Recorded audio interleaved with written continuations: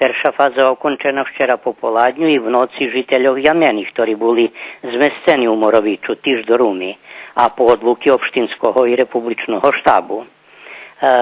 Vyseľujú še starší, chori osoby i dzeci a jedna časť žiteľov samostojno pošla zo Zvalalu do rodziny.